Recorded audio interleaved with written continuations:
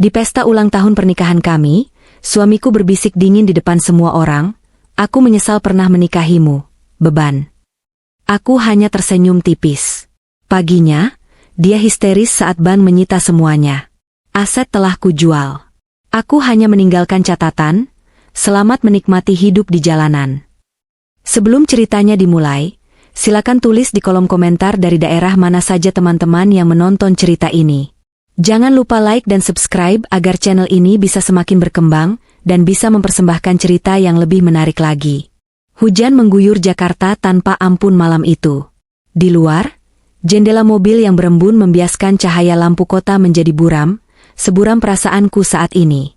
Sopir pribadi kami menghentikan sedan hitam mengkilap itu tepat di lobi sebuah hotel bintang 5 di kawasan Menteng. Seorang petugas valet dengan sigap membuka pintu, dan seketika itu juga, udara dingin pendingin ruangan lobi menyergap kulitku yang hanya terbalut gaun sutra panjang berwarna biru malam. Malam ini adalah malam yang seharusnya istimewa. 5 tahun. 5 tahun aku menyandang status sebagai Nyonya Adrian, istri dari seorang pengusaha properti yang sedang naik daun di Jakarta Selatan. 5 tahun aku meninggalkan duniaku sebagai seorang guru sekolah dasar, menukar kapur tulis dan tawa tulus anak-anak dengan gelas sampanye dan senyum plastik para sosialita. Aku melangkah masuk ke dalam Grand Ballroom yang telah disulap menjadi sebuah negeri dongeng yang mahal. Lampu kristal raksasa menggantung di langit-langit, memantulkan cahaya ke ribuan arah. Wangi bunga lili segar yang diterbangkan langsung dari Belanda bercampur dengan aroma parfum mahal dari ratusan tamu undangan yang telah hadir. Mereka adalah krim dari masyarakat Jakarta. Politisi, CEO perusahaan multinasional, dan para istri mereka yang berlomba memamerkan koleksi tas terbaru. "Ah, Kinar, sayang. Kamu terlihat anggun seperti biasa," sapa seorang wanita parubaya dengan berlian sebesar kelereng di jarinya. Aku hanya tersenyum sopan, mengucapkan terima kasih basa-basi, lalu melanjutkan langkahku. Aku tahu apa yang mereka bisikkan di belakangku. Kinar si polos. Kinar yang beruntung mendapatkan Adrian. Kinar yang membosankan. Di ujung ruangan, di atas panggung kecil yang dihias mewah, Adrian berdiri. Dia tampak gagah dengan setelan jas buatan penjahit Italia langganannya.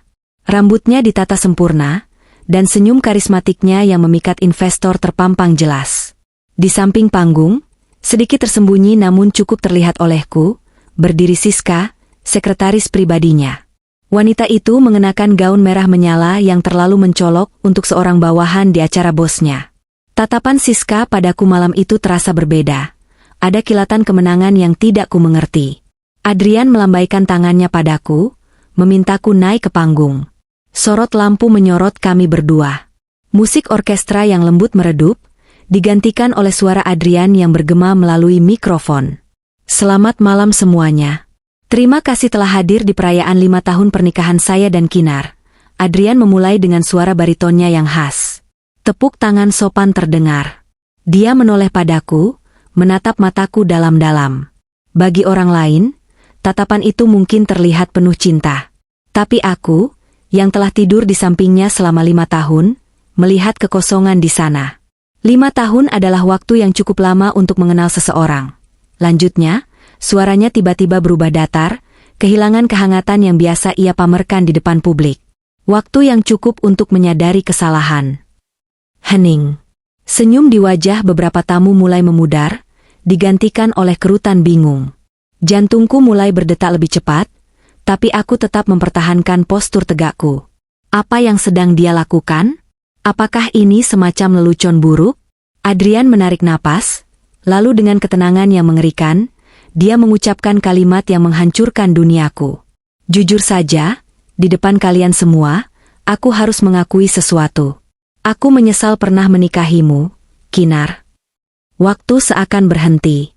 Suara denting gelas di kejauhan, bisik-bisik tetangga, bahkan suara napasku sendiri, lenyap. Yang tersisa hanya gema suaranya di telingaku. "Aku menyesal pernah menikahimu." Ratusan pasang mata kini menatapku. Ada yang terkejut, ada yang kasihan, tapi tak sedikit juga yang menatap dengan rasa ingin tahu yang kejam, seolah sedang menonton kecelakaan tragis di pinggir jalan. Di sudut mataku, aku melihat Siska tersenyum lebar, sebuah seringai kemenangan yang tak lagi disembunyikan. Duniaku runtuh, Tapi anehnya, aku tidak menangis. Tidak ada air mata yang keluar. Mungkin karena rasa sakitnya terlalu dalam, melampaui kemampuan air mata untuk mengekspresikannya. Atau mungkin, karena jauh di lubuk hatiku, aku sudah merasakan keretakan ini sejak lama, hanya saja aku terlalu takut untuk mengakuinya. Aku adalah guru yang sabar, yang selalu percaya bahwa setiap anak nakal bisa berubah. Aku menerapkan filosofi itu pada pernikahanku, percaya bahwa Adrian yang ambisius dan dingin suatu hari akan kembali menjadi pria hangat yang melamarku di pantai Yogyakarta dulu. Ternyata aku salah. Hujan di luar semakin deras, seolah langit Jakarta sedang mewakili badai yang berkecamuk di dalam dadaku. Petir menyambar, menerangi ruangan ballroom sesaat dengan cahaya putih yang menyilaukan, menampakkan wajah-wajah munafik di sekelilingku dengan lebih jelas. Adrian masih menatapku, menantangku untuk bereaksi. Dia menungguku menangis, menjerit, atau pingsan. Dia ingin pertunjukan. Tapi aku tidak akan memberikannya. Aku adalah Kinar, wanita yang pernah menghadapi kelas berisi 30 anak SD yang sedang tantrum tanpa kehilangan kesabaran. Aku tidak akan membiarkan pria manipulatif ini melihatku hancur. Perlahan, aku menarik sudut bibirku membentuk senyuman tipis. Sangat tipis, hampir tak terlihat. Dengan anggun, aku mengangguk kecil ke arahnya, lalu berbalik menghadap para tamu. Terima kasih telah datang. Ucapku pelan namun cukup jelas di tengah keheningan yang mencekam. Tanpa menunggu jawaban, aku menuruni panggung. Langkahku terasa berat, seolah ada pemberat besi di kakiku, tapi aku terus berjalan. Aku melewati meja-meja bundar, mengabaikan tatapan tajam dan bisikan yang kini terdengar seperti dengungan lebah yang marah. Aku keluar dari ballroom yang menyesakan itu, melewati lobi, dan langsung menuju pintu keluar. Petugas valet tampak bingung melihatku keluar sendirian tanpa suami dan tanpa mobil jemputan. Taksi, Pak. Bluebird saja, pintaku dengan suara datar. Tapi Bu, hujan sedang deras sekali, dan Bapak. Taksi, ulangku, kali ini dengan nada yang tidak menerima penolakan. 5 menit kemudian, aku duduk di kursi belakang taksi yang berbau pengharum ruangan jeruk sintesis. Aku menatap keluar jendela. Gedung-gedung pencakar langit Jakarta tampak buram oleh air hujan yang mengalir di kaca. Aku melihat pantulan wajahku sendiri, pucat, dengan riasan yang masih sempurna, namun mata yang kosong. Malam itu, di tengah kemacetan Jakarta yang suram dan hujan tropis yang tak kunjung reda, aku menyadari satu hal. Pesta di Menteng itu bukan sekadar perayaan ulang tahun pernikahan. Itu adalah upacara pemakaman bagi Kinar yang lama, Kinar yang polos dan terlalu percaya. Dan di dalam taksi yang dingin itu, sebuah benih kemarahan yang dingin mulai tumbuh, menggantikan rasa sakit yang melumpuhkan. Adrian pikir dia bisa mempermalukanku dan membuangku begitu saja? Dia salah besar. Taksi membawaku membelah kemacetan menuju Pondok Indah, kawasan elit di Jakarta Selatan tempat istana kami berdiri. Rumah itu besar, megah dengan pilar-pilar tinggi bergaya Mediterania, dikelilingi pagar tembok tinggi dan sistem keamanan canggih. Selama ini, aku menganggapnya sebagai rumah. Tapi malam ini, saat taksi meninggalkanku di depan gerbang di bawah guyuran hujan yang mulai mereda, bangunan itu terlihat seperti penjara berlapis emas. Aku masuk ke dalam rumah yang gelap dan sunyi. Asisten rumah tangga kami pasti sudah tidur di paviliun belakang. Lampu kristal di ruang tamu tidak kunyalakan. Aku hanya mengandalkan cahaya remang dari lampu jalan yang menembus jendela besar. Keheningan di rumah ini terasa berbeda malam ini. Bukan lagi keheningan damai, melainkan keheningan yang mencekam, seperti ketenangan sebelum badai besar menghantam. Aku menaiki tangga marmer menuju kamar utama. Aku tahu Adrian tidak akan pulang malam ini. Dia mungkin sedang merayakan kemenangannya bersama Siska di salah satu kamar suite hotel tadi, tertawa di atas kehancuranku. Membayangkan mereka berdua membuat perutku mual, tapi rasa mual itu segera tergantikan oleh analisis dingin yang tiba-tiba muncul di otakku. Kenapa Adrian melakukannya di depan umum? Dia bisa saja menceraikanku secara diam-diam. Kenapa harus ada drama mempermalukan di depan ratusan kolega bisnisnya? Adrian adalah pria yang sangat kalkulatif. Dia tidak pernah melakukan sesuatu tanpa tujuan yang menguntungkan dirinya. Penghinaan tadi terlalu teatrikal. Terlalu berisiko bagi reputasinya sendiri sebagai pria terhormat, Kecuali itu adalah bagian dari sebuah skenario yang lebih besar. Aku duduk di tepi ranjang king size kami yang terasa terlalu luas. Otakku yang selama ini terbiasa menyusun rencana pelaksanaan pembelajaran di sekolah, kini bekerja keras menyusun kepingan puzzle kejahatan suamiku sendiri. Dia ingin aku terlihat emosional. Dia ingin orang-orang melihat reaksiku. Jika aku menangis histeris atau mengamuk di sana, narasi apa yang akan terbangun? Istri Adrian yang malang, dia menjadi tidak stabil. Dan jika nanti kami bercerai, siapa yang akan dipercaya orang? Suami pengusaha sukses yang tenang, atau istri yang histeris di depan umum? Pola ini, aku pernah membacanya. Ini adalah langkah awal untuk mendiskreditkan pasangan sebelum membuangnya. Seringkali untuk menutupi sesuatu yang lebih besar. Sesuatu yang berhubungan dengan uang. Rasa kantukku lenyap seketika. Adrenalin membanjiri tubuhku. Aku bangkit dan berjalan keluar kamar, menuju ruangan di ujung lorong lantai 2, ruang kerja Adrian. Ruangan itu selalu terlarang bagiku. Ini area kerjaku, Kinar. Banyak dokumen rahasia klien, kamu tidak akan mengerti. Begitu katanya setiap kali aku mencoba masuk sekadar untuk mengantarkan kopi. Dulu, sebagai istri yang patuh dan percaya, aku menurut. Aku menghormati privasinya. Betapa bodohnya aku. Malam ini, tidak ada lagi kepatuhan. Pintu itu terkunci, tentu saja. Tapi aku tahu di mana dia menyimpan kunci cadangan. Di bawah pot tanaman hias plastik di sudut lorong, tempat yang menurutnya cerdas tapi sebenarnya sangat klise. Dengan tangan sedikit gemetar, aku mengambil kunci kecil itu dan memasukkannya ke lubang kunci. Klik. Pintu terbuka. Aroma tembakau mahal dan kertas tua langsung menyergapku. Ruangan itu luas, didominasi oleh meja kerja besar dari kayu jati dan rak-rak buku yang menjulang sampai ke langit-langit. Aku menyalakan lampu meja kecil, menciptakan lingkaran cahaya di tengah kegelapan. Aku mulai menggeledah. Laci meja, lemari arsip, semuanya. Awalnya hanya dokumen bisnis biasa yang memang tidak ku mengerti. Proposal proyek, kontrak jual beli lahan, cetak biru apartemen.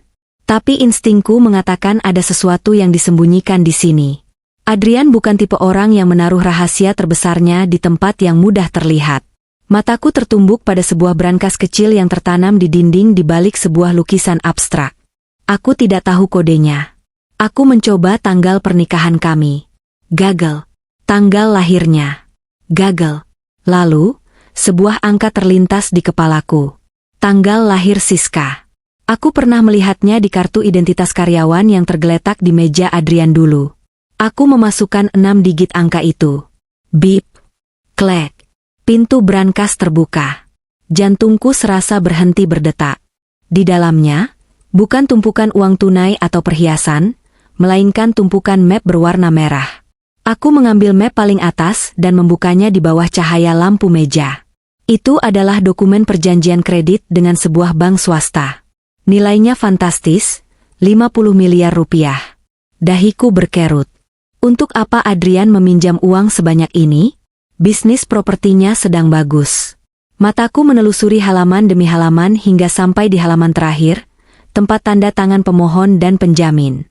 Di sana, di atas materai, tertera nama dan tanda tangan Adrian sebagai pemohon. Dan di kolom penjamin, napasku tercekat. Di kolom penjamin, tertulis namaku, Kinanti Larasati. Dan di atasnya, tertera tanda tangan yang sangat mirip dengan tanda tanganku. Tapi aku tidak pernah menandatangani ini. Aku tidak pernah tahu tentang pinjaman ini. Tanganku yang kini gemetar hebat membuka map-map selanjutnya. Akta jual beli tanah di luar Jawa yang tidak pernah kudengar, surat kuasa pengalihan aset, aplikasi kartu kredit dengan limit miliaran, semuanya atas namaku, atau menjadikanku penjamin, dengan tanda tangan palsu yang dilakukan dengan sangat rapi. Dunia di sekelilingku terasa berputar. Ini bukan sekadar perselingkuhan. Ini bukan sekadar Adrian ingin menceraikanku demi sekretarisnya yang licik. Ini adalah jebakan. Adrian sedang membangun gunung utang dan aset bodong di atas namaku.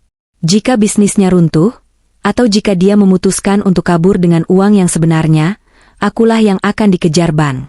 Akulah yang akan masuk penjara karena pemalsuan dokumen dan penipuan, sementara dia bisa melenggang bebas, mungkin dengan identitas baru dan uang yang sudah dia amankan di tempat lain. Penghinaan di ballroom tadi hanyalah babak pembuka. Dia sedang mempersiapkan panggung untuk menyingkirkanku, bukan hanya dari hidupnya, tapi dari masyarakat, menjadikanku kambing hitam atas kejahatan finansial yang dia lakukan. Fajar mulai menyingsing di ufuk timur, mengirimkan cahaya abu-abu pucat ke dalam ruang kerja yang dingin itu. Aku menatap tumpukan dokumen di depanku. Rasa sakit hati karena dikhianati sebagai istri kini berubah menjadi teror murni sebagai korban kejahatan terencana. Aku bukan lagi Kinar si guru polos yang sedang bersedih. Di dalam ruangan yang sunyi itu, di bawah cahaya fajar yang suram, insting bertahan hidupku mengambil alih. Aku menyeka air mata yang sempat menetes tanpa kusadari. Adrian telah memulai perang ini, tapi dia tidak tahu siapa yang sebenarnya dia hadapi. Dia pikir aku lemah karena aku memilih untuk diam dan sabar selama ini.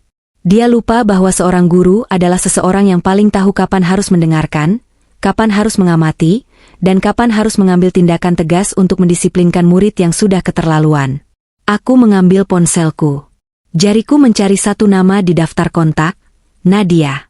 Sahabat lamaku yang kini menjadi pengacara korporasi paling ditakuti di Jakarta. Halo, Nadia, bisikku saat panggilanku diangkat pada dering ketiga. Suaraku serak, tapi penuh tekad. Maaf menelepon pagi buta. Aku butuh bantuanmu. Ini darurat. Adrian, dia mencoba menghancurkanku. Fajar yang senyap itu menjadi saksi bisu lahirnya rencana balas dendam seorang istri yang telah didorong ke tepi jurang. Suara Nadia di ujung telepon terdengar tajam dan penuh urgensi, kontras dengan keheningan pagi buta yang melingkupi ruang kerja Adrian. Aku baru saja menceritakan semuanya, tentang pesta itu, tentang penghinaan di depan umum, dan yang paling mengerikan, tentang tumpukan dokumen utang dan aset bodong yang menggunakan nama serta tanda tanganku. Nadia, sahabatku sejak masa kuliah hukum yang kini menjadi salah satu pengacara korporasi paling disegani di Jakarta, tidak membuang waktu untuk memberikan simpati yang cengeng. Dia langsung masuk ke mode tempur. Dengar baik-baik, Kinar. Suara Nadia terdengar jernih, membelah kekalutan di kepalaku. Adrian bukan sedang menceraikanmu. Dia sedang menyiapkan peti mati buatmu. Kalau berkas-berkas itu asli, dan aku yakin itu asli, dia berencana menjadikanmu tumbal. Saat bank menagih, atau saat auditor masuk, dia akan cuci tangan. Dia akan bilang dia tidak tahu apa-apa, dan istrinya yang sakit jiwa, yang melakukan semua transaksi itu di belakang punggungnya. Darahku berdesir hebat mendengar analisis Nadia. Itu masuk akal. Sangat masuk akal. Itulah sebabnya dia menyebutku, tidak waras, atau menciptakan drama di pesta. Dia butuh saksi mata yang melihatku, labil. Apa yang harus aku lakukan, Nat? Aku tidak mau masuk penjara untuk kejahatan yang tidak aku lakukan. Tanyaku, suaranya bergetar menahan tangis dan amarah. Aset, potong Nadia tegas. Kita harus amankan aset cair sebelum dia membekukan semuanya, atau sebelum ban menyita. Kamu bilang sertifikat rumah ada di brankas? Ada. Aku memegangnya sekarang, jawabku sambil menatap map hijau tebal di pangkuanku. Sertifikat hak milik atas tanah dan bangunan mewah di Pondok Indah ini. Atas nama siapa? Tanya Nadia cepat. Bersama Adrian dan Kinar, jawabku. Sial, umpat Nadia pelan. Butuh tanda tangan suami untuk menjual. Tapi tunggu. Adrian itu arogan dan ceroboh. Coba cek tumpukan dokumen yang kamu bilang tadi.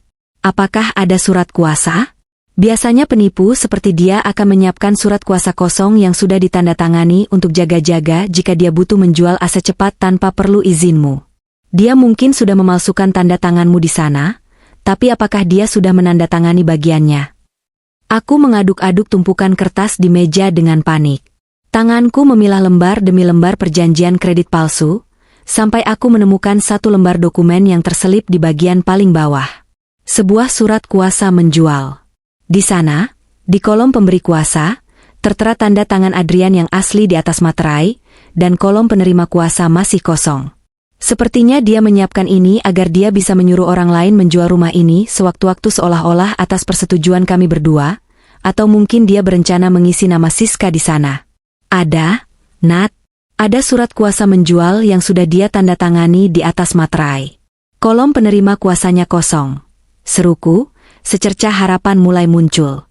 Bagus. Itu senjata kita. Suara Nadia terdengar puas. Isi namamu sendiri sebagai penerima kuasa. Secara hukum, itu sah karena dia sudah menandatanganinya. Kita akan jual rumah itu. Sekarang? Tapi ini rumah bernilai puluhan miliar, Nat. Siapa yang mau beli dalam waktu singkat? Investor, jual butuh. Atau Bu, jawab Nadia cepat. Aku punya kenalan broker spesialis aset sengketa, atau aset yang butuh likuidasi cepat. Harganya akan jatuh, Kinar. Mungkin hanya 50 atau 60% dari harga pasar. Tapi kamu butuh uang tunai keras. Dan kamu butuhnya sekarang sebelum Adrian sadar kamu memegang sertifikat itu. Kamu siap kehilangan nilai aset demi kebebasanmu. Aku menatap sekeliling ruangan kerja yang mewah ini. Menatap dinding-dinding yang menjadi saksi bisu kesepianku selama 5 tahun. Rumah ini bukan rumahku. Ini adalah sangkar emas yang dibangun dari uang haram dan kebohongan. Jual, Nat. Aku tidak peduli harganya. Aku mau uangnya tunai, jawabku mantap. Pagi itu juga, permainan dimulai. Saat matahari mulai naik dan Jakarta mulai bising dengan klakson kemacetan, aku bergerak cepat. Aku tidak tidur sedetik pun, tapi energi aneh mengalir di tubuhku. Aku mengemasi barang-barang pribadiku yang penting. Bukan baju-baju bermerek atau perhiasan pemberian Adrian yang penuh kepalsuan, melainkan ijazahku, foto-foto lama orang tuaku, dan dokumen-dokumen penting lainnya. Sekitar pukul 10 pagi, sebuah mobil hitam biasa parkir di depan gerbang. Seorang pria parubaya dengan kemeja batik dan wajah ramah namun, tatapan mata yang sangat tajam turun. Dia adalah Pak Hendra, broker yang direkomendasikan Nadia. Dia tidak datang sendiri. Dia membawa 2 orang stafnya yang membawa alat ukur dan kamera. Ibu Kinar, sapanya sopan namun efisien. Bu Nadia sudah menjelaskan situasinya secara garis besar. Kami bergerak cepat. Ibu mau lepas di angka berapa? Pasaran di sini 40 miliar.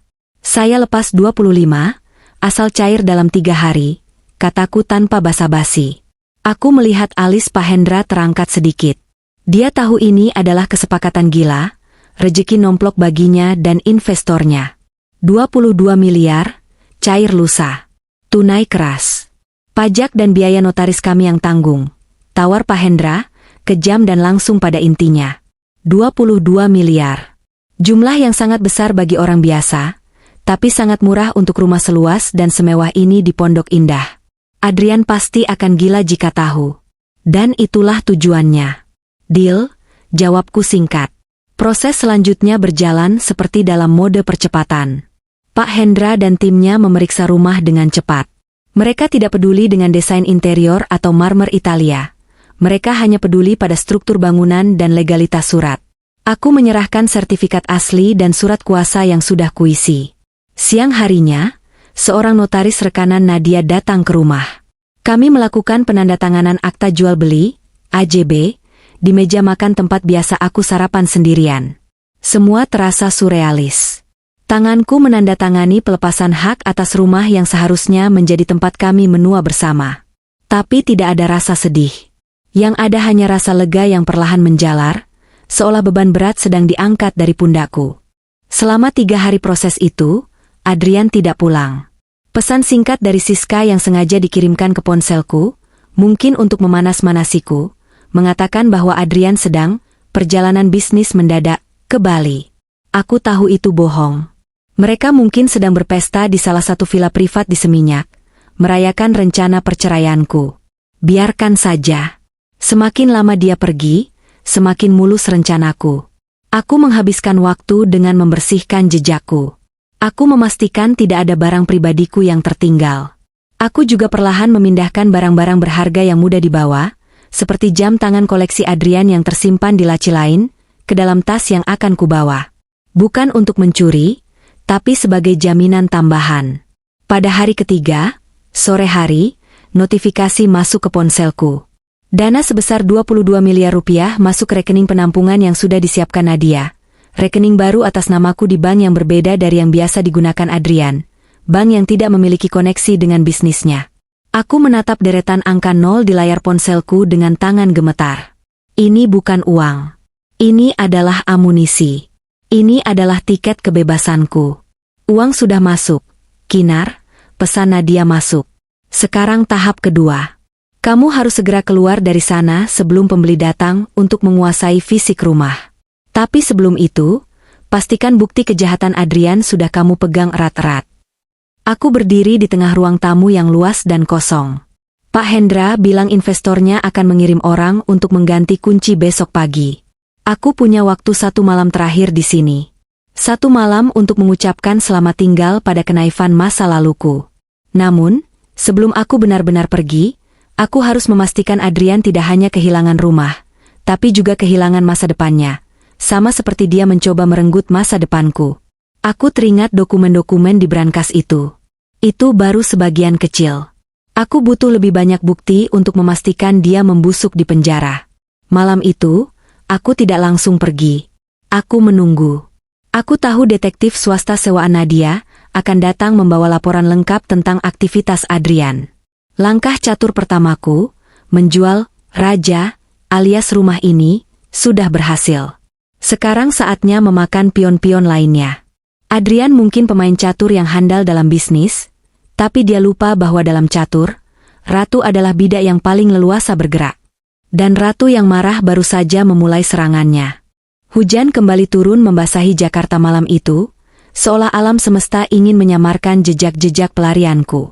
Aku duduk di sebuah kafe 24 jam yang letaknya cukup jauh dari Pondok Indah, namun belum keluar dari Jakarta Selatan.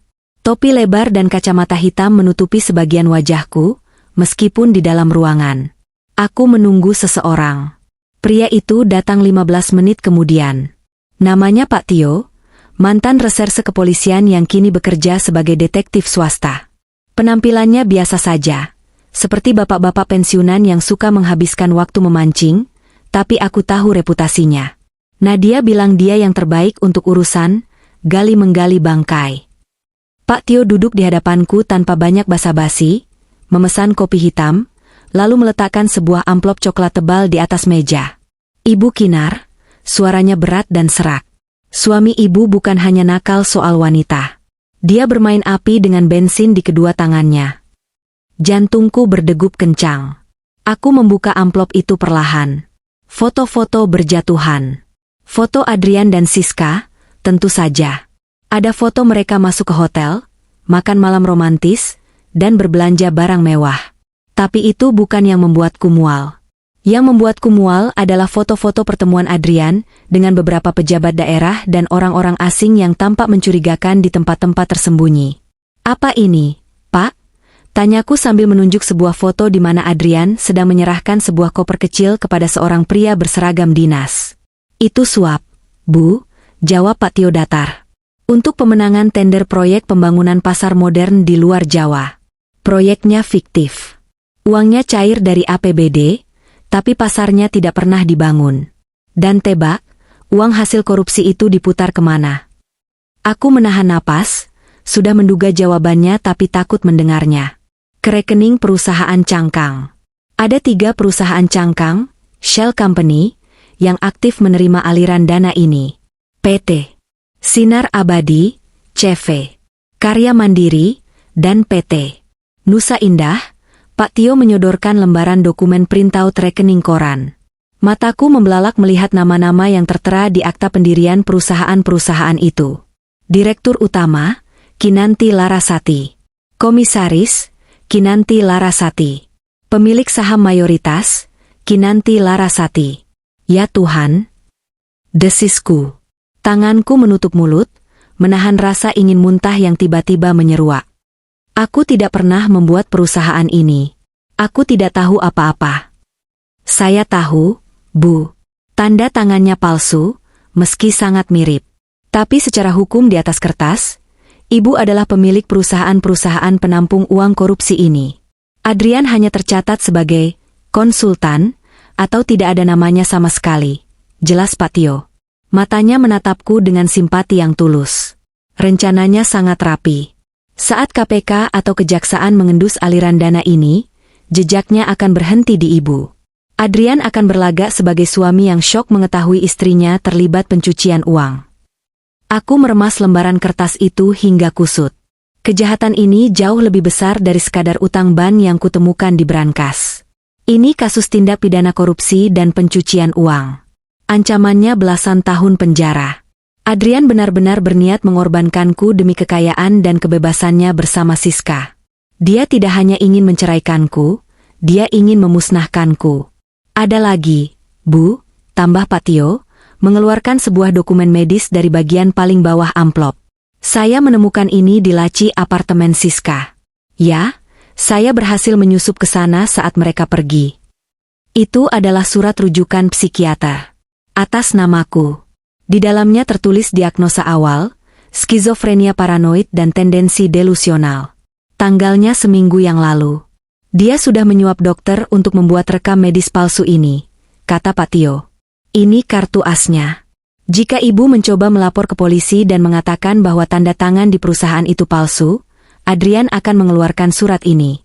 Dia akan bilang ke pengadilan, istri saya sakit jiwa, Pak Hakim. Dia membuat perusahaan-perusahaan itu dalam hayalannya, memalsukan tanda tangan saya, dan sekarang menuduh saya. Dengan rekam jejak ibu yang mengamuk atau depresi pasca pesta kemarin, hakim akan lebih percaya padanya. Aku terdiam. Tubuhku menggigil bukan karena dinginnya AC kafe, tapi karena dinginnya hati pria yang pernah kurasa aku cintai. Adrian telah merancang skenario yang sempurna di mana tidak ada jalan keluar bagiku. Kanan kiri jurang. Jika aku diam, aku terjerat utang. Jika aku melawan, aku dianggap gila dan tetap masuk penjara. Tapi Adrian melupakan satu variabel. Dia lupa bahwa guru sekolah dasar dilatih untuk mengenali pola kenakalan murid dan mematahkannya. Dia berpikir aku bodoh karena aku diam selama ini. Dia tidak tahu bahwa diamku adalah cara aku mengamati. Terima kasih, Pak Tio. Kerja Bapak luar biasa, kataku sambil memasukkan kembali semua bukti itu ke dalam tas. Berapa sisa pembayaran saya? Lupakan sisanya, Bu. Anggap saja diskon karena saya benci melihat bajingan seperti dia menang, ujar Pak Tio sambil tersenyum tipis. Tapi saran saya, Ibu harus bergerak sangat cepat. Bukti ini kuat. Tapi ibu butuh institusi yang lebih kuat dari polisi biasa untuk menangani ini. Polisi lokal mungkin sudah dia suap. Saya tahu harus kemana, jawabku. Bayangan gedung merah putih di Kuningan terlintas di benakku. KPK. Aku keluar dari kafe itu dengan tekad yang membaja. Aku tidak akan pulang ke Pondok Indah lagi untuk tidur. Rumah itu sudah bukan milikku, dan terlalu berbahaya berada di sana jika Adrian tiba-tiba pulang. Aku memesan kamar di Hotel Badget di daerah Jakarta Pusat, dekat dengan stasiun Gambir dan gedung KPK. Malam itu, di kamar hotel yang sempit, aku menyusun koper kematian untuk Adrian. Aku menggabungkan dokumen asli dari brankas rumah, sertifikat utang palsu, aplikasi kartu kredit bodong, dengan hasil temuan Pak Tio, bukti aliran dana korupsi dan perusahaan cangkang. Aku menyusun kronologisnya dengan rapi, membuat sumari layaknya aku membuat rangkuman pelajaran untuk murid-muridku agar mudah dipahami oleh penyidik. Aku menuliskan narasi, modus operandi pemanfaatan identitas istri untuk pencucian uang hasil korupsi proyek fiktif. Saat aku menstaples halaman terakhir, aku melihat pantulan wajahku di cermin kamar mandi hotel.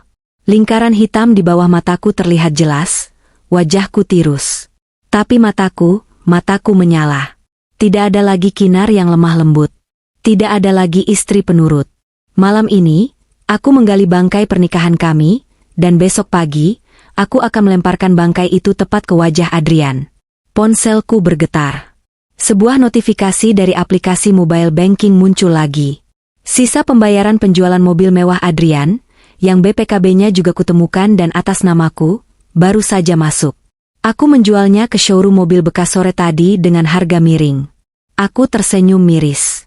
Adrian mungkin sedang tidur nyenyak di Bali, memimpikan kerajaan bisnisnya yang semakin besar. Dia tidak tahu bahwa saat dia bangun nanti, kerajaannya sudah menjadi debu, dan ratunya sudah berubah menjadi mimpi buruk terbesarnya. Besok adalah hari Jumat. Jumat keramat, bagi para koruptor. Aku akan memastikan Adrian mendapatkan hadiah yang pantas di hari itu. Pukul 4 pagi di Jakarta Pusat. Suara azan subuh sayup-sayup terdengar dari masjid di balik gedung-gedung beton, bersahutan dengan deru samar mesin pembersih jalan yang mulai bekerja. Aku terbangun di kamar hotel budget yang sempit ini dengan napas memburu, bukan karena mimpi buruk, melainkan karena kesadaran yang menohok, hari ini adalah hari penghakiman. Aku duduk di tepi tempat tidur, menatap layar laptop yang menyala terang di ruangan yang temaram. Cahaya biru layar itu memantul di mataku yang mungkin terlihat lelah, namun pikiranku setajam silet. Di hadapanku, terbuka halaman internet banking dari rekening bersama kami. Rekening yang selama ini Adrian banggakan sebagai simbol kepercayaan, padahal sebenarnya hanya cara dia memantau pengeluaranku. Saldo yang tertera di sana cukup fantastis. Itu adalah uang operasional Adrian, uang yang dia gunakan untuk menjamu klien, membeli hadiah untuk kolega, baca, Siska, dan memutar roda gaya hidup mewahnya. Dia pikir aku tidak tahu PIN tokennya. Dia lupa, 3 tahun lalu saat dia mabuk berat pasca closing proyek besar, dia sendiri yang meracaukan kombinasi angka itu padaku sambil memintaku mentransfer uang ke ibunya. Ingatan seorang guru tidak pernah pudar, Adrian. Jantungku berdegup kencang, seirama dengan detik jam dinding yang berbunyi tik-tok di kejauhan. Ini bukan pencurian. Ini adalah pengambilan kembali hak. Hak atas waktu yang terbuang, hak atas harga diri yang diinjak-injak, dan hak atas masa depan yang dia coba rampas. Lagi pula, menurut hukum pernikahan kami yang tanpa perjanjian pranikah, harta yang diperoleh selama pernikahan adalah harta bersama. Dengan jari yang sedikit gemetar namun mantap, aku mulai mengetik. Bukan satu transaksi besar yang akan memicu alarm bank, melainkan serangkaian transfer terpecah ke beberapa rekening penampungan yang sudah disiapkan Nadia. Rekening atas nama yayasan sosial fiktif yang dia kelola untuk klien-klien khusus, yang nantinya akan dicairkan kembali padaku secara bersih. Klik. 500 juta rupiah berpindah. Klik. 200 juta lagi. Klik. Sisa saldo mengendap. Dalam waktu 15 menit, rekening yang tadinya gemuk itu kini kurus kering, hanya menyisakan saldo minimal agar rekening tidak langsung mati. Aku membayangkan wajah Adrian saat dia mencoba membayar tagihan makan siangnya nanti, atau saat dia mencoba menarik tunai untuk Siska. Kartu, black card, kebanggaannya akan ditolak. Notifikasi, transaksi gagal, saldo tidak mencukupi, akan menjadi pesan selamat pagi terindah dariku untuknya. Setelah urusan perbankan selesai, aku beralih ke koper besi berwarna hitam di lantai. Ini bukan koper pakaian. Ini adalah peti mati karir Adrian. Aku memasukkan tumpukan dokumen yang kutemukan di brankas rumah. Sertifikat tanah yang sudah difotokopi, aslinya sudah ada di tangan pembeli, surat utang dengan tanda tangan palsuku, dan aplikasi kartu kredit bodong. Lalu, aku menumpuk hasil temuan Pak Tio di atasnya, foto-foto pertemuan rahasia, bukti transfer ke perusahaan cangkang, dan yang paling menyakitkan sekaligus paling berharga, rekam medis palsu yang menyatakan aku gila.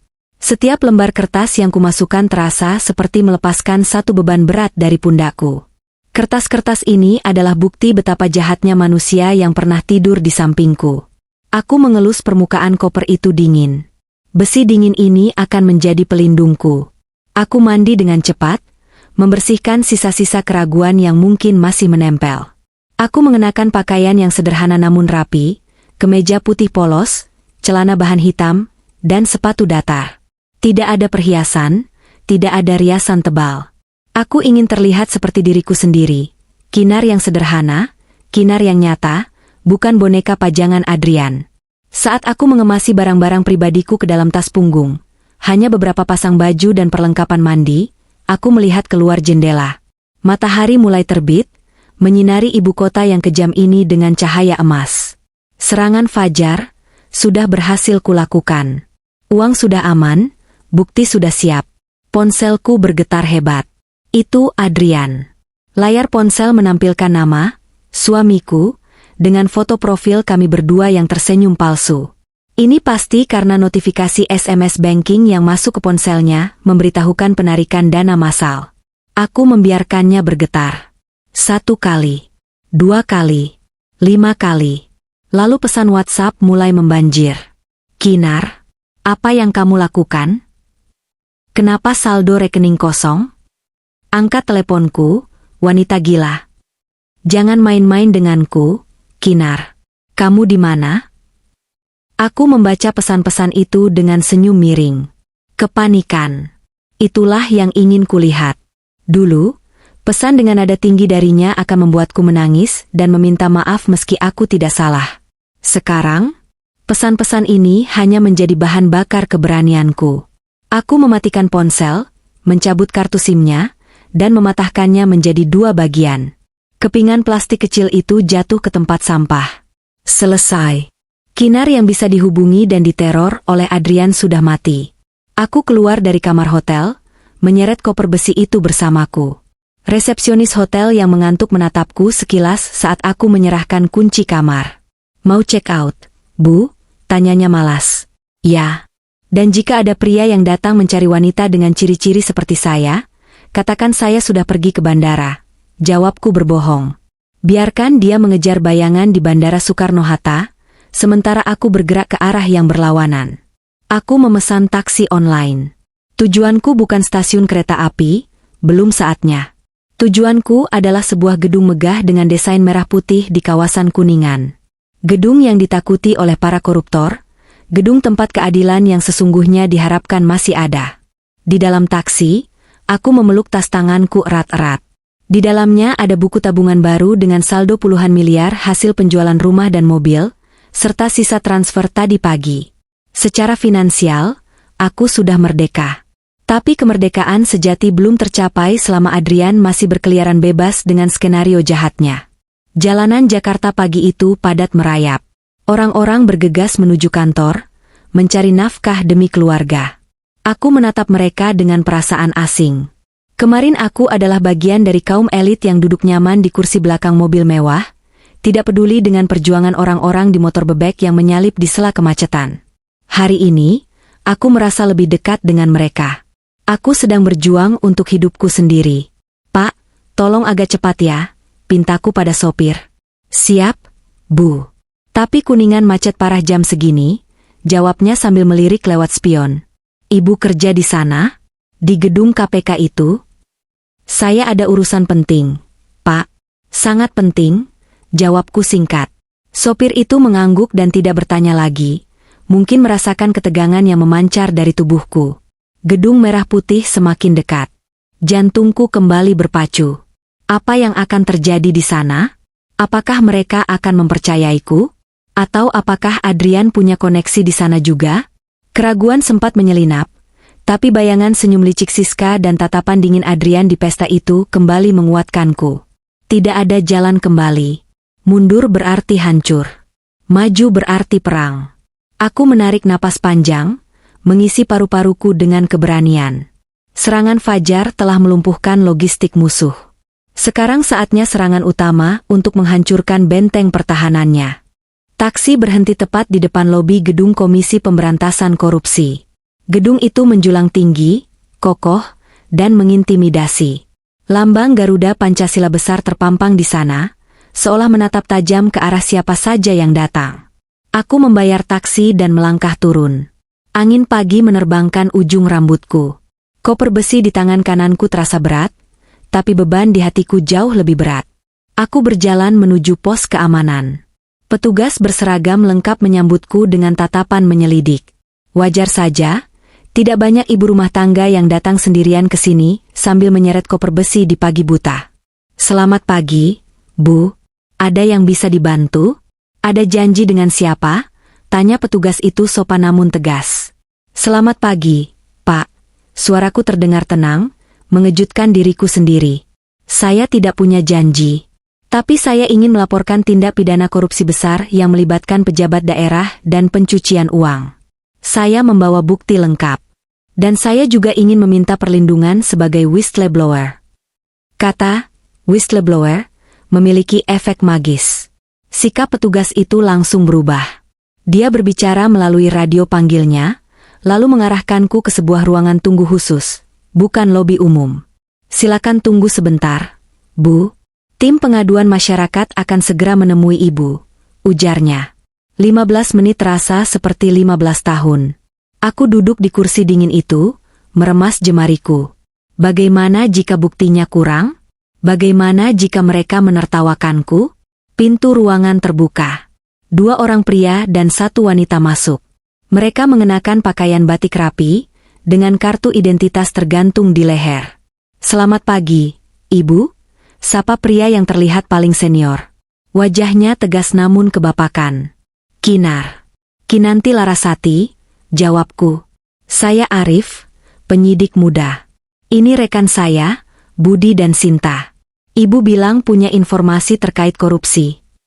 Aku tidak menjawab dengan kata-kata.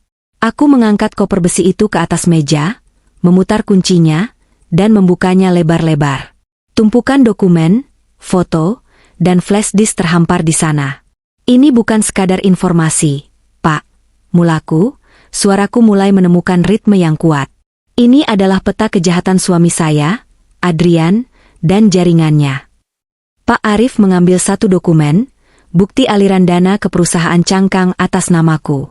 Alisnya terangkat. "Ini atas nama ibu sendiri?" tanyanya tajam. "Itulah masalahnya, Pak," potongku cepat. "Semua perusahaan itu didirikan dengan memalsukan tanda tangan saya. Saya tidak pernah tahu-menahu sampai 2 hari yang lalu."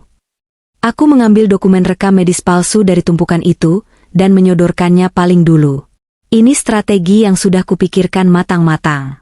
Sebelum Bapak memeriksa bukti korupsinya, Bapak harus lihat ini dulu," kataku. "Ini surat keterangan gangguan jiwa atas nama saya. Dibuat seminggu lalu oleh dokter bayaran suami saya. Rencananya adalah, ketika kasus ini meledak, dia akan menjadikan saya kambing hitam. Dia akan bilang istrinya gila dan melakukan semua transaksi ini tanpa sepengetahuan dia." Pak Arif membaca surat medis itu, lalu menatapku. Dia menatap mataku dalam-dalam, mencari tanda-tanda ketidakstabilan. Tapi yang dia temukan hanyalah tatapan seorang wanita yang sudah selesai dengan rasa takut. "Pola yang klasik tapi kejam," gumam Pak Arif.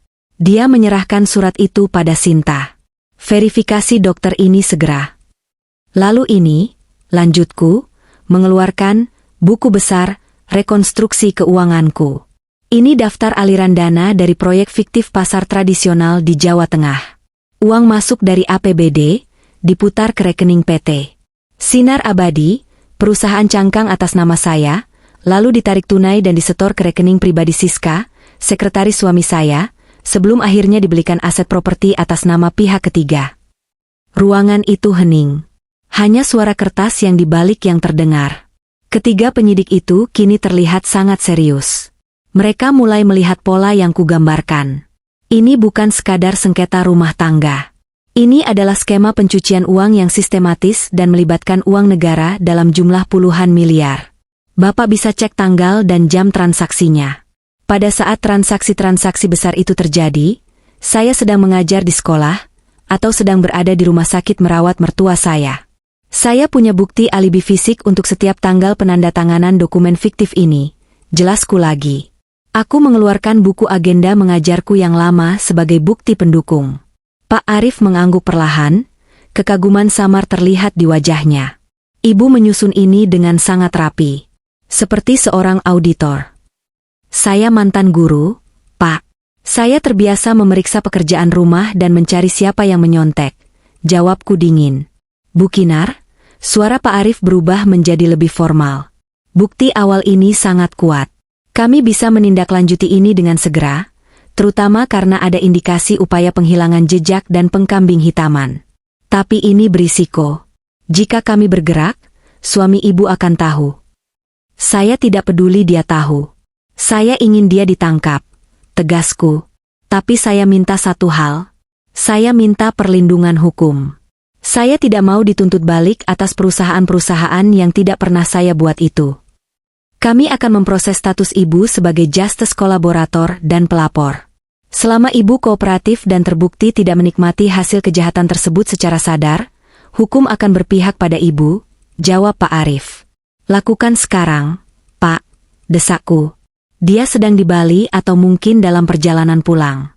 Dia baru saja menyadari uang di rekening bersamanya hilang. Dia akan panik. Orang panik membuat kesalahan, tapi orang panik juga berbahaya. Pak Arif menoleh pada Budi. "Siapkan tim. Kita lakukan penelusuran aset dan pemblokiran rekening terkait Siska dan perusahaan cangkang itu sekarang juga." Kontak PPATK. Kita harus bekukan dananya sebelum dipindahkan ke luar negeri. Mendengar perintah itu, rasa lega yang luar biasa membanjiriku. Kakiku terasa lemas seketika. Aku merosot sedikit di kursi. Sinta, penyidik wanita itu, dengan sigap menyodorkan segelas air mineral. Minum dulu, Bu. Ibu aman di sini, katanya lembut. Aku meneguk air itu dengan rakus. Rasanya dingin dan menyegarkan, membasuh tenggorokanku yang kering karena ketegangan. Aku melihat jam dinding. Pukul 9 pagi.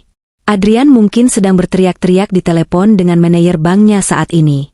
Bu Kinar, untuk sementara kami sarankan ibu tidak kembali ke rumah atau tempat yang diketahui suami. Saran Pak Arif. Saya akan pergi dari Jakarta, Pak.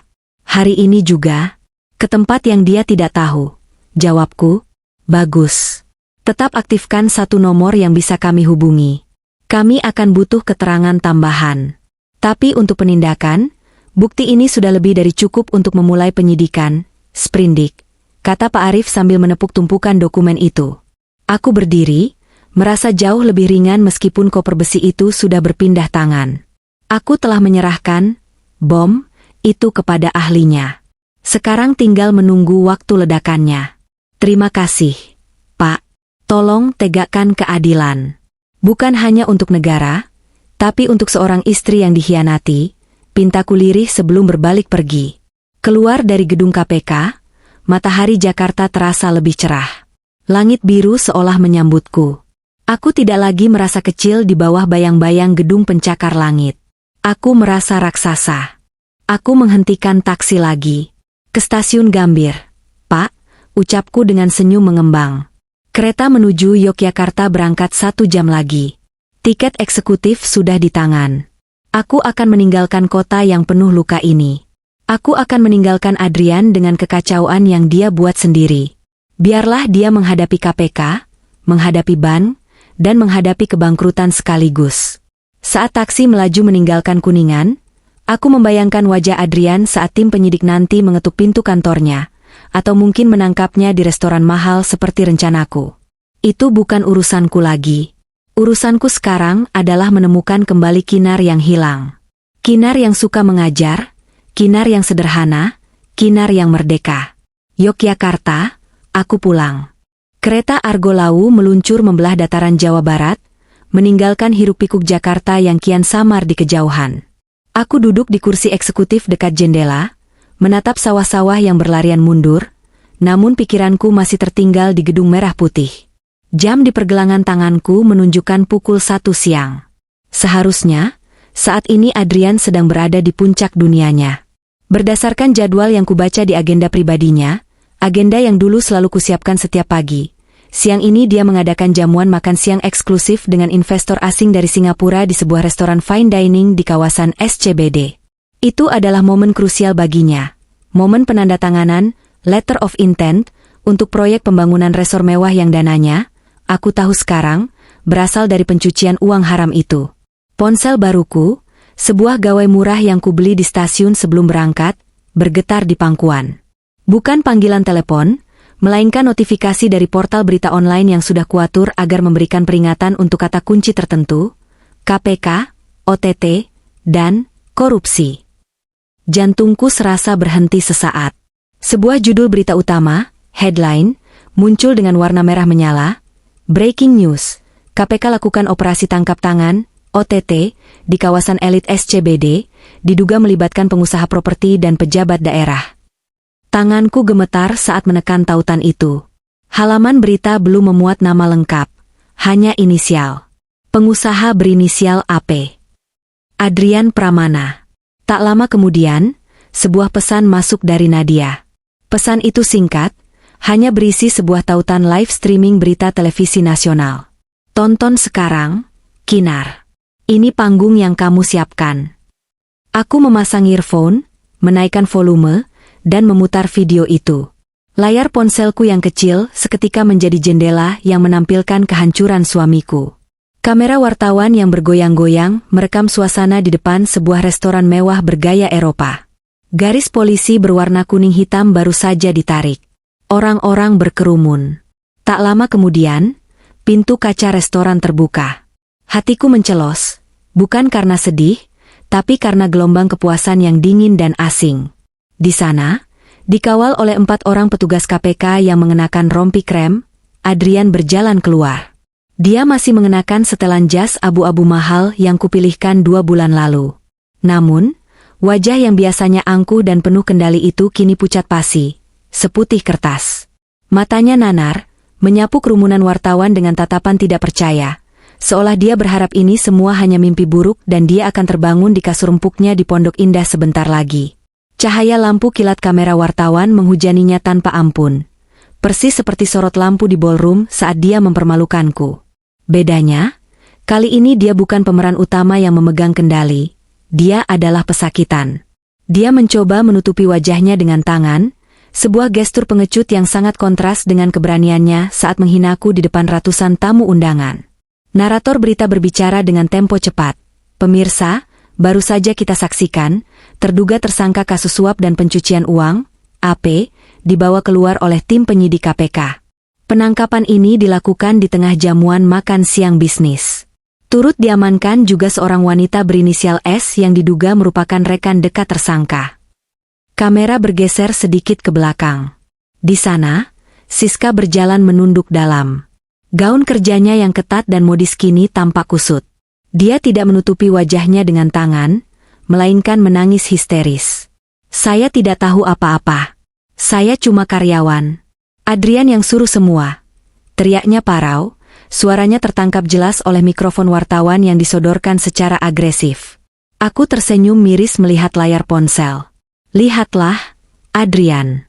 Lihatlah wanita yang kau pilih untuk menggantikanku. Belum sampai 1 jam kau jatuh, dia sudah berteriak menyalahkanmu. Di mana janji manis, menaklukkan dunia bersama, yang dia bisikan saat melamarmu di depan umum?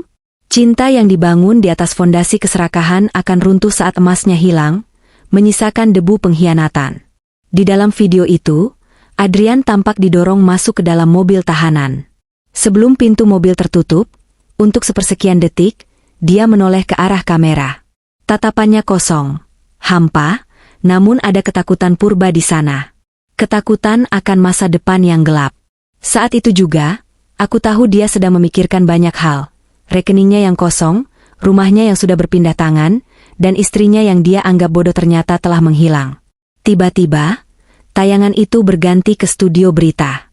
Pembaca berita melanjutkan, berdasarkan informasi dari juru bicara KPK, kasus ini terungkap berkat laporan dari masyarakat yang disertai bukti-bukti sangat lengkap dan valid, termasuk aliran dana ke perusahaan cangkang.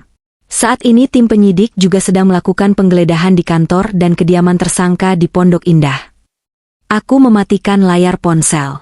Dadaku bergemuruh. Rasanya campur aduk.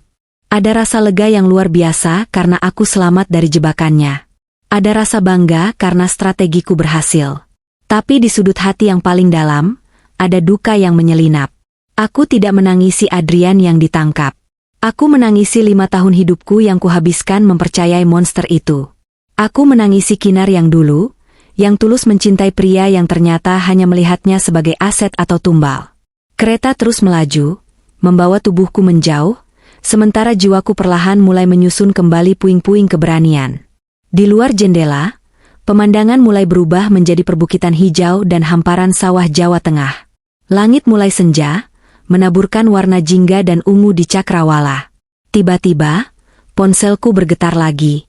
Kali ini sebuah panggilan masuk dari nomor tidak dikenal. Instingku mengatakan ini penting. Mungkin Pak Arif dari KPK.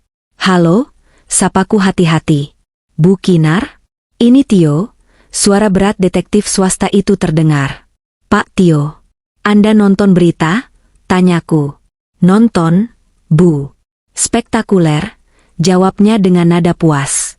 Tapi saya menelepon bukan untuk itu. Saya ada di lokasi saat penggeledahan rumah Pondok Indah. Saya memantau dari jauh. Apa yang terjadi? Kacau balau, Bu. Tapi yang menarik, saat tim penyidik datang, ada pihak lain yang juga datang. Orang-orang suruhan pembeli rumah Ibu. Mereka bentrok argumen di depan gerbang. Pihak pembeli bersikeras mereka sudah beli sah dan mau ganti kunci. Penyidik mau segel rumah. Akhirnya, karena ibu jualnya legal dan tanggal transaksinya sebelum penetapan tersangka, rumah itu tidak jadi disita sebagai aset korupsi, tapi statusnya jadi barang bukti sementara. Yang jelas, Adrian benar-benar kehilangan tempat itu. Dia tidak punya apa-apa lagi untuk pulang. Bagus, desisku pelan. Biarkan dia merasakan tidak punya atap. Satu lagi, Bu, suara Pak Tio merendah. Saat Adrian digiring keluar dari restoran tadi, informan saya di sana bilang dia sempat berteriak memanggil nama ibu. Dia teriak, "Kinar, ini ulah Kinar, cari istri saya." Tapi tidak ada yang peduli. Semua orang mengira dia meracau karena stres. Narasi ibu tentang dia yang manipulatif dan ibu yang jadi korban sudah tertanam kuat di benak penyidik berkat bukti yang ibu serahkan. Aku memejamkan mata, menyandarkan kepala ke kursi kereta yang empuk. Adrian meneriakkan namaku. Akhirnya, setelah sekian lama dia mengabaikanku, menganggapku tidak ada, atau hanya memanggilku, beban, kini namaku menjadi satu-satunya hal yang ada di kepalanya. Ironi yang sempurna. Terima kasih, Pak Tio. Tugas Bapak selesai. Tolong musnahkan semua jejak komunikasi kita. Perintahku. Siap, Bu Kinar. Hati-hati di jalan. Nikmati hidup baru Ibu. Anda wanita tangguh, saya hormat pada Ibu, ucap Pak Tio tulus sebelum memutus sambungan. Malam mulai turun menyelimuti bumi. Kereta Argo Lawu menembus kegelapan malam dengan suara ritmis roda besi beradu dengan rel. Jeglek-jeglek, jeglek-jeglek. Irama itu terdengar seperti lagu pengantar tidur yang menenangkan. Aku mengeluarkan sebuah buku catatan kecil dari tas. Di halaman pertama, tertulis daftar impianku yang dulu sempat kukubur dalam-dalam karena sibuk menjadi Nyonya Adrian. Membuka taman bacaan untuk anak-anak. Tinggal di rumah yang punya halaman luas dan pohon mangga. Hidup tenang tanpa kepura-puraan. Aku mengambil pena, lalu dengan mantap mencoret kata-kata yang berhubungan dengan masa lalu. Aku menulis kalimat baru di halaman berikutnya. Hari 1. Kinar Merdeka. Pukul 9 malam, kereta perlahan memasuki stasiun Tugu Yogyakarta. Suara pengumuman kedatangan yang khas, diiringi lagu instrumental, sepasang mata bola, menyambutku. Udara Yogyakarta yang berbeda, lebih hangat, lebih santai, dan beraroma tanah basah, langsung menyapaku saat pintu kereta terbuka. Aku melangkah turun ke peron. Tidak ada sopir berseragam yang menjemput. Tidak ada mobil mewah yang menunggu. Aku menyeret koperku sendiri, berjalan membelah keramaian penumpang. Tapi langkahku terasa sangat ringan. Di pintu keluar stasiun, aku berhenti sejenak. Aku menatap langit malam Yogyakarta. Bintang-bintang terlihat jelas di sini, tidak tertutup polusi cahaya seperti di Jakarta. Aku menarik napas dalam-dalam, mengisi paru-paruku dengan oksigen kebebasan. Selamat tinggal, Adrian, bisikku pada angin malam. Selamat menikmati hidup barumu di balik jeruji besi. Aku sudah selesai denganmu. Aku memanggil taksi bandara. Ke Bantul, Pak. Daerah Kasongan, ujarku pada sopir taksi tua yang ramah. Mobil melaju meninggalkan pusat kota, menuju selatan. Menuju rumah joglo tua milik almarhum kakekku yang sudah lama kosong namun masih terawat oleh kerabat jauh. Di sanalah aku akan memulai semuanya dari nol. Bukan sebagai istri pengusaha, bukan sebagai korban, tapi sebagai Kinar. Perjalanan malam itu terasa magis. Lampu-lampu jalanan Jogja yang temaram, warung-warung angkringan di pinggir jalan yang ramai oleh tawa anak muda, semuanya terasa begitu hidup dan jujur. Jauh berbeda dengan kemewahan palsu ballroom hotel. Di sini, kebahagiaan dinilai dari segelas teh Nasgitel, panas, legi, kental, dan obrolan hangat, bukan dari merek tas atau jabatan suami. Sang raja telah runtuh, tertimbun oleh keserakahannya sendiri. Dan dari reruntuhan itu, sang ratu memilih untuk turun tahta, melepaskan mahkotanya, dan berjalan kaki menuju kebahagiaan yang sesungguhnya. 1 tahun kemudian, sinar matahari pagi menerobos masuk melalui celah-celah ukiran kayu gebyok di kamarku. Suara kokok ayam jantan dan gemericik air dari pancuran kolam ikan di halaman depan menjadi alarm alamiku setiap hari. Tidak ada lagi dering telepon panik dari Adrian yang mencari dasinya, atau teriakan frustrasi karena harga saham turun. Aku menggeliat, merasakan sejuknya udara pagi Bantul yang merasuk ke tulang. Aku bangun, merapikan tempat tidur kayu jati kuno ini, lalu membuka jendela lebar-lebar. Pemandangan hijau sawah yang membentang dan gunung Merapi yang berdiri gagah di ujung utara menyapa mataku. Namaku Kinar. Hanya Kinar. Tidak ada embel-embel nama suami di belakangnya. Setahun ini adalah perjalanan penyembuhan yang luar biasa. 6 bulan pertama kuhabiskan dengan bolak-balik Jakarta-Yogyakarta secara diam-diam untuk memberikan kesaksian di sidang Adrian dan Siska. Itu adalah masa-masa yang melelahkan secara mental, tapi aku menghadapinya dengan kepala tegak. Aku ingat betul momen pembacaan vonis 3 bulan lalu. Aku duduk di kursi pengunjung paling belakang, mengenakan kebaya putih sederhana dan kacamata hitam. Di kursi pesakitan, Adrian tampak kurus dan tua. Rambutnya yang dulu selalu klimis kini memutih dan berantakan. Wajahnya kehilangan cahaya. Dia bukan lagi singa yang mengaum di ballroom, dia hanyalah kucing tua yang basah kuyup. Siska duduk di kursi terpisah, tak kalah menyedihkan. Hubungan, cinta mati, mereka hancur lebur di ruang interogasi. Mereka saling serang, saling menyalahkan, membuka aib masing-masing demi mendapatkan keringanan hukuman. Adrian menuduh Siska yang menggodanya dan mengatur aliran dana. Siska menuduh Adrian yang memaksanya dan mengancam akan memecatnya jika tidak patuh. Drama opera sabun yang menjijikan. Hakim mengetuk palu dengan tegas. Adrian divonis 12 tahun penjara, denda miliaran rupiah, dan penyitaan seluruh aset yang tersisa. Siska mendapat 8 tahun. Selain itu, Adrian juga terbukti melakukan pemalsuan dokumen atas namaku, yang membersihkan namaku sepenuhnya dari segala tuduhan keterlibatan. Statusku sebagai justice kolaborator dan korban penipuan suami sendiri dikabulkan sepenuhnya. Saat palu diketuk, Adrian sempat menoleh ke belakang, ke arah kerumunan pengunjung. Tatapan matanya bertemu dengan tatapanku meski aku memakai kacamata hitam. Dia tahu aku di sana.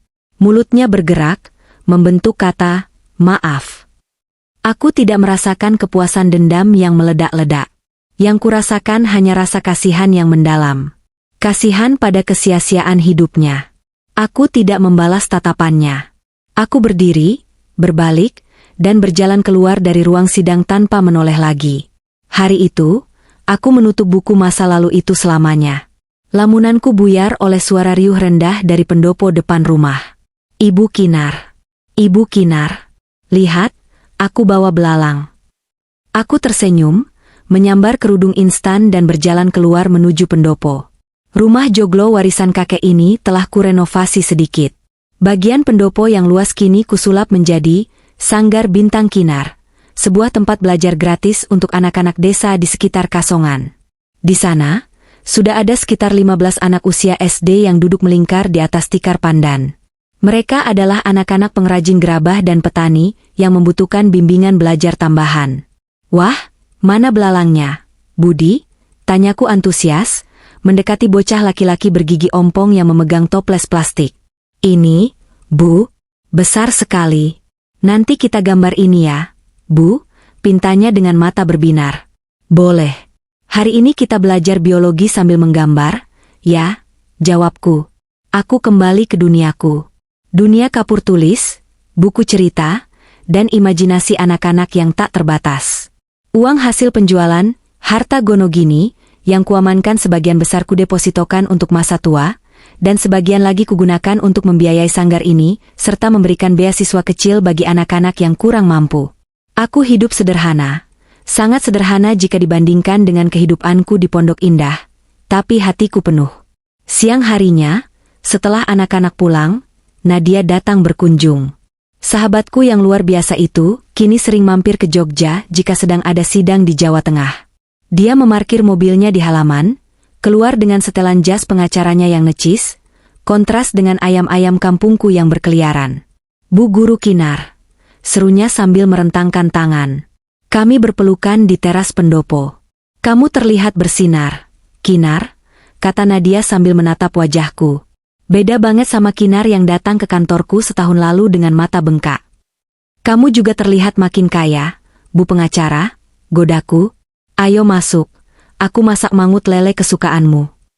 Kami makan siang di meja kayu di teras belakang, menghadap kebun sayur kecil yang kutanami sendiri. Angin sepau-sepau menemani obrolan kami. Ada titipan, kata Nadia tiba-tiba, meletakkan sebuah amplop putih lusuh di meja. Dari lapas. Aku terdiam menatap amplop itu. Tulisan tangan di depannya sangat kukenal. Tulisan cakar ayam Adrian. Dia memohon-mohon padaku saat aku urus berkas final perceraian kalian minggu lalu. Dia minta ini disampaikan padamu, jelas Nadia. Kamu gak harus bacanya kalau gak mau. Aku bisa bakar sekarang juga. Aku mengambil amplop itu. Rasanya ringan. Gak apa-apa, Nat. Aku sudah kebal. Aku membuka amplop itu. Isinya secari kertas dari buku tulis murah. Kinar. Di sini dingin. Makanannya tidak enak. Kasurnya keras. Tapi mungkin ini memang tempat yang pantas buatku. Aku punya banyak waktu untuk berpikir di sini. Tentang ambisi, tentang uang, dan tentang kamu. Aku ingat pesta itu. Aku ingat betapa jahatnya aku padamu. Aku pikir kamu lemah. Aku pikir kamu bodoh. Ternyata, kamulah yang paling cerdas di antara kita. Kamu menyelamatkan dirimu sendiri, sementara aku menggali kuburanku sendiri. Maaf tidak akan cukup, aku tahu. Tapi aku cuma mau bilang, kamu menang, Nar. Kamu menang telak. Jaga dirimu baik-baik. Jangan cari pendamping yang brengsek sepertiku lagi. Adrian. Aku membaca surat itu 2 kali. Tidak ada air mata. Hanya senyum tipis yang tersungging di bibirku. Bahkan dalam penyesalannya, dia masih bicara soal menang dan kalah. Dia masih belum mengerti bahwa hidup bukan kompetisi. Hidup adalah tentang ketenangan hati. Apa katanya? Tanya Nadia penasaran. Hanya ocehan orang yang terlambat sadar. Jawabku santai. Aku melipat kertas itu, lalu mengambil korek api yang biasa dipakai untuk menyalakan obat nyamuk bakar. Aku menyulut ujung kertas itu. Api kecil melahap tulisan tangan Adrian, mengubah permintaan maaf dan penyesalannya menjadi abu hitam yang rapuh. Aku membiarkannya terbakar sampai habis di asbak tanah liat, lalu meniup abunya hingga terbang terbawa angin ke arah kebun. Sudah selesai, kataku. Benar-benar selesai. Nadia tersenyum bangga. Jadi, apa rencana Bu Kinar selanjutnya? Mau ekspansi sanggar? Atau mungkin buka hati buat Pak RT yang katanya naksir berat itu? Nadia menyenggol bahuku jahil. Aku tertawa lepas. Tawa yang renyah dan jujur. Ah, kamu ini. Rencanaku sekarang cuma satu. Menikmati matahari sore ini dan memastikan anak-anak sanggar besok bisa belajar dengan gembira. Soal hati, biarlah dia istirahat dulu. Dia baru saja sembuh dari luka bakar hebat. Sore itu, setelah Nadia pulang, aku duduk sendirian di bangku panjang di halaman depan. Langit Bantul mulai berubah warna menjadi jingga keemasan. Matahari terbenam dengan anggun di balik pepohonan kelapa. Aku menyesap teh melatiku yang hangat. Aku melihat tangan kananku. Tidak ada lagi cincin berlian yang berat dan mengekang. Jariku polos, tapi terasa kuat. Aku teringat kembali pada malam hujan deras di Jakarta setahun lalu, saat aku berdiri di pinggir jalan menunggu taksi dengan hati hancur. Saat itu, aku merasa duniaku berakhir. Aku merasa tidak berguna, seperti yang Adrian katakan. Tapi lihat aku sekarang. Aku punya rumah yang hangat meski tidak mewah. Aku punya anak-anak didik yang menyayangiku tulus tanpa pamrih. Aku punya sahabat yang setia. Dan yang paling penting, aku punya diriku sendiri kembali. Luka di ballroom Jakarta itu memang pernah ada. Bekasnya mungkin masih tersisa samar-samar. Tapi luka itu tidak membunuhku. Luka itu justru menjadi celah bagi cahaya baru untuk masuk dan menerangi jiwaku. Aku memejamkan mata, merasakan hembusan angin yang membelai wajahku. Dari kejauhan, terdengar suara azan maghrib yang syahdu. Terima kasih, Tuhan, bisikku. Terima kasih atas badai yang kau kirimkan, karena tanpanya, aku tidak akan pernah menemukan pelangi seindah ini. Aku bangkit, melangkah masuk ke dalam rumah joglo yang terang benderang oleh lampu kuning yang hangat. Menutup pintu masa lalu, dan bersiap menyambut esok hari yang penuh harapan. Langit di Bantul malam ini cerah, secerah hatiku yang kini telah merdeka.